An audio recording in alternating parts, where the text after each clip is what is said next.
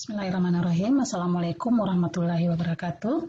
Pada video pembelajaran ini kita akan bahas mengenai statistika deskriptif, khususnya mengenai penyajian data dalam bentuk tabular dan penyajian grafik.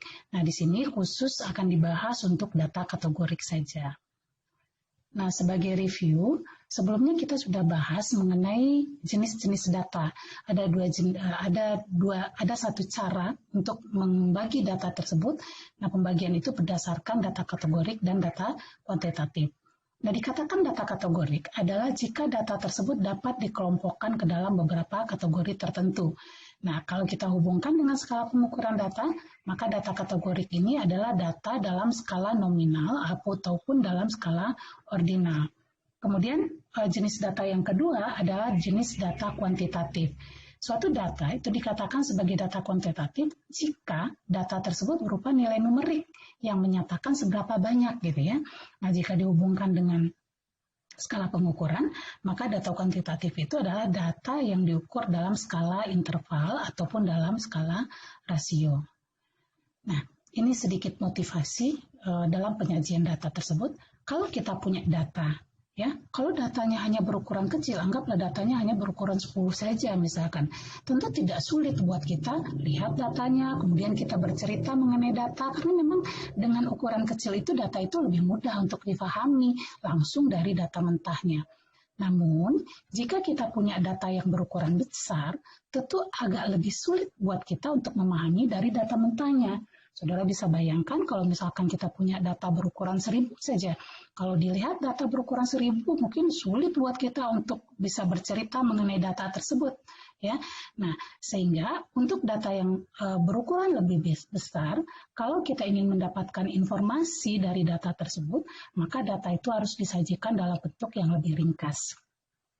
Ya, nah ada beberapa cara yang bisa kita gunakan untuk menyajikan data dalam bentuk yang lebih ringkas tersebut. Bisa dengan menggunakan tabel, bisa dengan menggunakan grafik, ataupun dengan menggunakan ringkasan-ringkasan data. Nah, tabel macam-macam, grafik macam-macam bentuknya, ringkasan data juga macam-macam bentuknya. Ya, nah tabel mana yang akan kita pakai, grafik mana yang akan kita pakai, atau ringkasan mana yang akan kita pakai, itu sangat tergantung dari jenis datanya. Jadi kalau kita ingin menyajikan data dalam bentuk tabel maupun grafik ataupun dengan ringkasan data, kita harus paham dulu data ini jenisnya apa gitu, sehingga kita bisa menyajikan data tersebut dengan cara yang tepat. Ya, oke. Nah, seperti tadi yang dikatakan bahwa pada video ini kita akan bahas mengenai penyajian data yang bertipe kategorik. Seperti tadi yang sudah disebutkan juga bahwa data kategorik itu adalah data yang menunjukkan pengkategorian suatu elemen pengamatan ke dalam satu kategori tertentu. Nah, sebagai contoh, jenis kelamin. Nah, dengan jenis kelamin, maka suatu objek pengamatan atau elemen pengamatan dapat dikategorikan berdasarkan yang berjenis kelamin laki-laki dan berjenis kelamin perempuan. Demikian juga tingkat pendidikan, kategori kredit misalkan.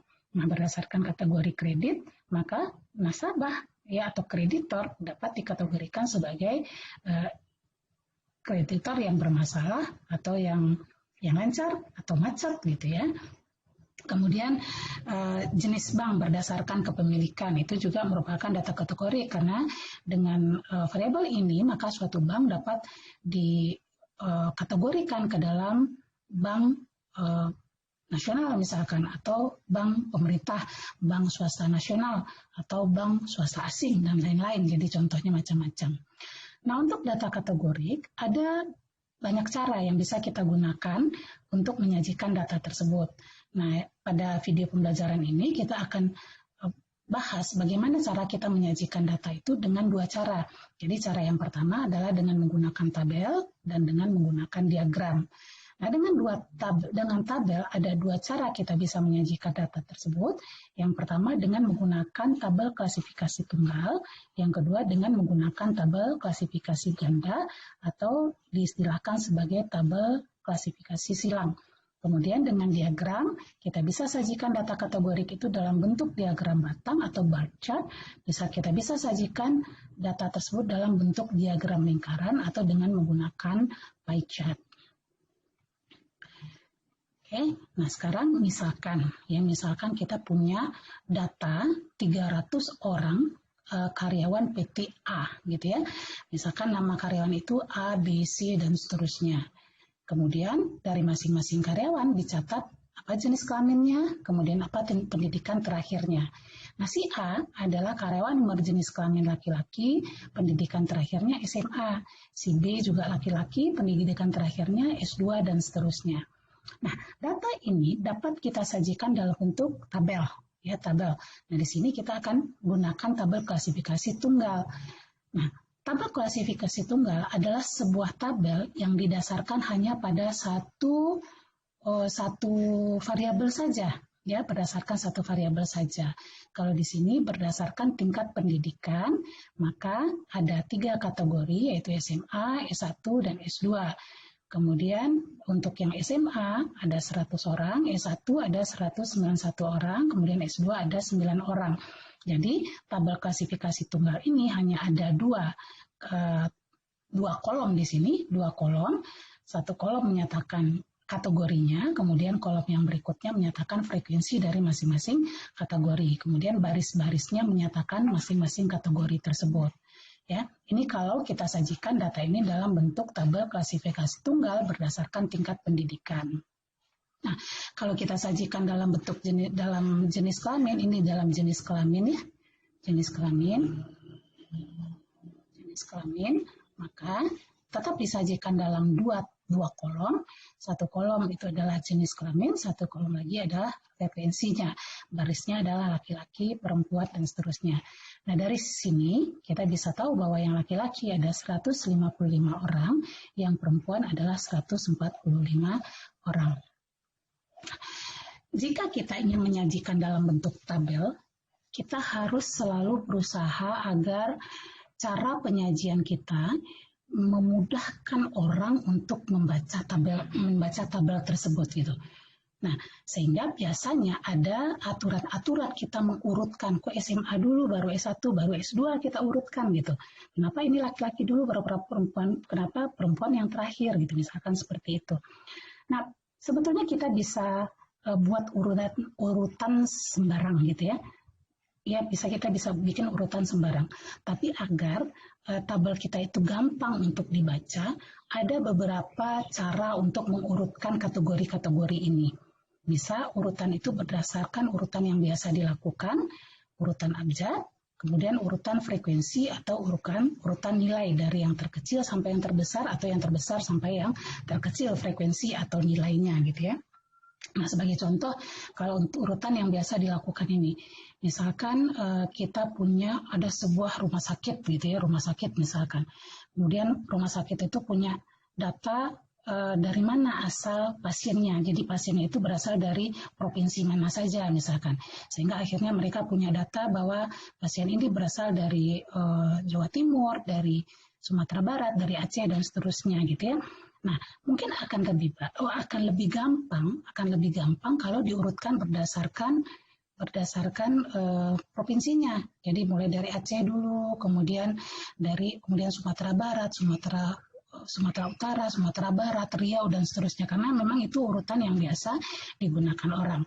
Sehingga kalau misalkan orang ingin melihat dari rumah sakit ini yang berasal dari DKI Jakarta berapa sih gitu, misalkan seperti itu. Nah, kalau seperti itu orang bisa lihat, dia nggak akan lihat yang paling atas, pasti dia lihat pada urutan ke 10 atau 11 gitu. Jadi dia udah tahu dia akan lihat ke urutan yang mana gitu ya. Kemudian berdasarkan urutan abjad tadi ya. Nah, kemudian berdasarkan urutan frekuensi atau nilai. Nah, ini biasanya kita lakukan kalau memang yang akan kita tonjolkan itu adalah frekuensinya. Jadi kita ingin bercerita bahwa yang paling banyak dari pasien rumah sakit ini berasal dari DKI Jakarta misalkan, sehingga akhirnya DKI Jakarta yang paling atas yang dibuat. Ya, jadi tergantung keperluan kita juga sebenarnya. Jadi memudahkan orang dan tergantung apa yang akan kita tampilkan, yang akan kita informasikan di sana. Oke. Nah, kira-kira seperti itu kalau kita ingin menyajikan dalam bentuk tabel klasifikasi tunggal. Nah, kemudian jadi tabel klasifikasi tunggal itu adalah kalau seandainya kita deskripsikan atau kita sajikan data tersebut dalam bentuk tabel berdasarkan hanya satu variabel saja. Nah, tabel klasifikasi tersebut dapat juga kita lakukan berdasarkan dua variabel sekaligus. Seperti ini berdasarkan jenis kelamin di kolom di barisnya ya, dan berdasarkan tingkat pendidikan di kolom-kolomnya. Jadi dari sini bisa kita ketahui bahwa yang laki-laki yang berpendidikan SMA ada 65 orang, yang perempuan yang berpendidikan S2 ada 5 orang, yang laki-laki ada 155 orang dan berpendidikan S2 ada 9 orang, dan secara total ada sekitar 300 orang. Nah, di sini ada untungnya juga sebenarnya kalau kita sajikan dalam data tersebut dalam bentuk tabel klasifikasi ganda tersebut. Karena dengan menyajikan data tersebut dalam dua variabel sekaligus, kita akhirnya bisa dapat hubungan antar dua variabel tersebut. Kalau dari tabel klasifikasi tunggal tadi kan kita hanya bisa tahu bahwa yang laki-laki itu 155 orang, kemudian yang S1 itu 191 orang, hanya itu saja kan. Tapi dengan dua variabel sekaligus kita sajikan dalam tabel klasifikasi ganda ini, kita bisa tahu untuk masing-masing kategori, jenis kelamin, dan tingkat pendidikan sekaligus.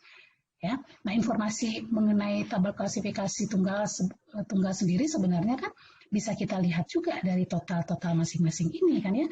Jadi informasi itu didapat, dan informasi dari klasifikasi silang dari dua variabel itu juga kita peroleh. Oke, nah itu kalau kita sajikan data itu dalam tabel klasifikasi, baik tabel klasifikasi tunggal maupun tabel klasifikasi ganda. Nah, berikutnya kita akan bahas bagaimana cara kita menyajikan data dalam bentuk diagram batang. Nah, dengan diagram batang, kita bisa lihat ini adalah penyajian data dalam bentuk diagram batang, yang di kiri adalah berdasarkan jenis kelamin dan di kanan adalah berdasarkan tingkat pendidikan. Nah, di sini kita lihat bahwa banyaknya batang itu tergantung dari kategorinya. Jadi karena berdasarkan jenis kelamin ada dua kategori, makanya di sini hanya ada dua batang juga. Nah, di sini batang yang pertama itu adalah batang yang mewakili laki-laki, dan batang perempuan yang kedua mewakili perempuan di sini yang berjenis kelamin perempuan. Nah, kita lihat bahwa batangnya beda tingginya. Nah, tinggi dari masing-masing batang ini menunjukkan kategori dari frekuensi dari masing-masing kategori tersebut. Jadi kalau kita lihat di sini, ya kita lihat di sini tingginya ini sekitar 155 ya, 155. Jadi bisa kita katakan bahwa ada 155 pegawai yang berjenis kelamin laki-laki. Dan kalau kita lihat di sini tingginya ini 145, kalau lihat di sini ya, 145, jadi ada 145 orang pegawai yang berjenis kelamin perempuan. Itu kalau berdasarkan jenis kelamin. Nah, berdasarkan tingkat pendidikan ada 3 batang. 1 batang mewakili SMA, 1 batang mewakili S1, dan 1 batang mewakili S2. Tingginya juga beda-beda, tergantung dari banyaknya pegawai yang tingkat pendidikannya SMA, S1, dan S2. Kalau kita runut ke data kita tadi, bahwa ada 100 orang yang berpendidikan SMA, kemudian ada 191 orang yang berpendidikan S1, dan ada 9 orang yang berpendidikan S2. Ya, oke. Nah, ini sedikit ya perlu kita perhatikan bahwa untuk diagram batang, 1 batang itu mewakili 1 kategori. Ya, sehingga banyaknya batang itu akan sama dengan banyaknya kategori dari variabel tersebut. Batang-batang tersebut kita gambarkan saling terpisah, di mana tinggi dari masing-masing batang itu akan sebanding dengan frekuensi dari masing-masing kategori tersebut. Nah, seperti halnya pada tabel, kita juga punya aturan untuk mengurutkan masing-masing batang tersebut. Bisa dengan sesuai kebiasaan yang umum, urutan pengamatan, abjad, kemudian berdasarkan frekuensi dari yang terkecil sampai yang terbesar, atau sebaliknya. Kalau kita misalkan bikin sembarang saja, boleh tidak? Boleh saja. Hanya saja mungkin ketika orang mencari informasi dari tabel kita mungkin agak sedikit lebih sulit gitu, mungkin gitu saja gitu ya. Nah, itu beberapa hal yang perlu kita perhatikan ketika kita menyajikan data dalam bentuk diagram batang. Oke. Nah, sekarang kita masuk ke diagram batang kalau kita lakukan langsung dua variabel. Ya, seperti ini. Kalau kita lihat kelompok yang pertama ini berdasarkan SMA, ini adalah untuk kelompok yang SMA, ini S1, ini S2. Kemudian masing-masing kelompok itu ada dua batang, satu batang mewakili yang laki-laki yang berwarna kuning, dan satu batang mewakili yang perempuan yang berwarna biru di sini. Nah, apa yang informasi yang bisa kita peroleh di sini? Kita bisa peroleh di sini informasi bahwa yang pertama, dari masing-masing kategori, ya dari masing-masing kategori tingkat pendidikan kita bisa lihat bahwa ternyata yang tingkat pendidikannya paling banyak di karyawan yang pendidik adalah karyawan yang pendidikannya S1 dan paling sedikit adalah karyawan yang pendidikannya S2. Nah, selain itu kita bisa lihat bahwa untuk masing-masing kategori tingkat pendidikan, ya untuk yang SMA lebih sedikit yang perempuan, sedangkan untuk S1 maupun S2 lebih banyak yang pendidikan terakhirnya adalah yang pendidikan terakhirnya yang jenis kelaminnya perempuan. Jadi untuk S1 lebih banyak yang perempuan daripada laki-laki, dan untuk tingkat pendidikan S2 lebih banyak juga yang perempuan dibandingkan dengan yang laki-laki gitu. Nah, kita bisa saja bikin urutannya terbalik. Kelompoknya adalah yang jenis kelamin, jadi hanya ada dua kelompok, kemudian pada masing-masing kelompok itu ada 3 batang, satu batang mewakili SMA, satu batang mewakili S1, dan satu batang mewakili S2. Nah, mana yang kita pakai nanti di antara dua alternatif tersebut, itu tergantung apa yang akan kita jelaskan, apa yang akan kita tonjolkan. Gitu ya. Oke, nah itu penyajian data dengan menggunakan diagram batang. Selanjutnya, kita akan bahas bagaimana cara menyajikan data dalam bentuk diagram lingkaran. Nah, seperti namanya, bahwa ketika kita menyajikan data dalam bentuk diagram lingkaran, maka diagram yang terbentuk itu adalah dalam bentuk lingkaran di sini. Makanya namanya diagram lingkaran gitu ya.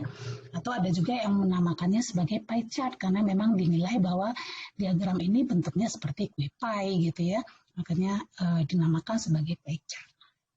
Nah, untuk suatu diagram lingkaran itu dibagi menjadi beberapa bagian atau beberapa juring, di mana banyaknya juring yang terbentuk itu tergantung dari berapa banyaknya kategori. Ya, banyaknya kategori di sini. Jadi kalau berdasarkan jenis kelamin ada 2 kategori tadi, yaitu yang perempuan dan laki-laki, maka lingkarannya akan dibagi menjadi 2 juring. Ya, juring yang mewakili perempuan dan juring yang mewakili laki-laki. Kemudian luas dari masing-masing juring ini ya sebanding dengan besarnya sudut untuk masing-masing juring tersebut. Jadi besarnya sudut ini ya, di mana besarnya sudut itu sama dengan persentase dari tiap kategori dikali dengan 360 derajat. Jadi kalau kita lihat di sini sudutnya ini, sudut untuk yang perempuan ini, kita ingat tadi bahwa untuk data yang perempuan ada sebanyak 145 ya. Kemudian dibagi dengan tadi ada 300 orang, kemudian dikali dengan 360 derajat. Nah, inilah besarnya sudut untuk yang mewakili perempuan ini tadi. Sedangkan yang laki-laki kalau kita lihat ini adalah 155 datanya, banyaknya tadi, kemudian dibagi dengan 300, kemudian dikali dengan 360 derajat. Nah, dari sini apa yang bisa kita ketahui? Kalau kita lihat di sini hampir terbagi 2 sama banyak ya, sehingga akhirnya bisa kita katakan bahwa yang ternyata gawai perempuan itu hampir sama banyak dengan yang laki-laki ya. Jadi karena bedanya hanya berapa persen nih, 4% cuman ya. Nah, kecuali kalau seandainya misalkan nanti kita lihatlah waktu membuat jumlah pegawai berdasarkan tingkat pendidikan. Nah, kemudian mengurutkan juring ini juga ya pada dasarnya boleh sembarang. Tapi kalau kita ingin agar pembaca lebih gampang untuk mendapatkan informasi, maka kita urutkan juring-juring tersebut. Bisa berdasarkan kebiasaan umum, bisa berdasarkan urutan pengamatan, bisa berdasarkan abjad, ataupun berdasarkan frekuensi yang terkecil sampai yang terbesar atau sebaliknya. Oke, nah itu kalau itu kira-kira mengenai diagram lingkaran. Nah sekarang bagaimana kalau seandainya data yang kita punya tadi kita buat diagram lingkarannya, tapi berdasarkan tingkat pendidikan. Oke, nah ini berdasarkan tingkat pendidikan. Bentuknya agak sedikit berbeda ya. Jadi ini kalau tadi betul-betul dalam ruang dimensi 2, kalau sekarang seperti ada bangun gitu, ada ruang di sini gitu ya. Tapi tetap saja bahwa yang tetap dibagi menjadi 3 juring tergantung banyaknya kategorinya, di mana luas dari masing-masing kategori tersebut, luas dari masing-masing juring itu sepadan atau sama dengan proporsi dari masing-masing kategori tersebut. Jadi kalau di sini bisa kita lihat bahwa yang pink ini adalah yang S2 ya. Jadi kita bisa ketahui bahwa ternyata yang S2 hanya 3%, lebih sedikit. Kemudian yang paling banyak dari pegawai tersebut adalah yang tingkat pendidikannya S1, yaitu sebanyak 64%. Ya. Nah, untuk diagram lingkaran ini, itu informasi-informasi yang harusnya kita tambahkan ya seperti ini. Jadi kalau kita nyatakan dalam warna yang berbeda, kita harus berikan informasi masing-masing warna itu mewakili siapa, mewakili kategori yang mana gitu ya. Kemudian sebetulnya tanpa persentase ini sudah bisa kita baca gitu ya, bahwa yang paling banyak itu adalah yang S1, kemudian yang paling sedikit adalah yang S2. Tapi kalau kita ingin mendapatkan nilai persisnya, informasi ini penting untuk kita tambahkan juga. Kadang-kadang kita tambahkan banyaknya gitu ya. Banyaknya di sini, jadi seringkali orang menambahkan di sini dituliskan tadi kalau tidak salah di sini 191, kemudian 191 ini 191 dalam tanda kurung 64%, ini ada 9 dalam tanda kurung 3%, ini ada 100 orang dalam tanda kurung di sini 33%. Nah, seperti itu cara kita menyajikan data dengan menggunakan diagram lingkaran. Oke, mudah-mudahan video pembelajaran ini dapat membantu saudara untuk lebih memahami mengenai penyajian data baik dalam bentuk tabular ataupun dengan menggunakan diagram untuk data yang bertipe kategori. Nah, sebagai latihan, di sini disajikan data reksadana. Ini ada nama dari reksadananya, ada 25 reksadana. Kemudian variabelnya adalah fund type, kemudian net asset value, kemudian average return, expense ratio, dan Morningstar rank. Nah, kalau kita lihat data yang bertipe kategorik adalah fund type sama Morningstar rank di sini. Di mana untuk fund type ada 3 kategori, yaitu IE, International Equity, kemudian DE, Domestic Equity, dan FI, Fixed Income. Kemudian Morningstar adalah rank yang diberikan oleh Morningstar ini ada 1 star, 1 bintang, 2 bintang, sampai 5 bintang.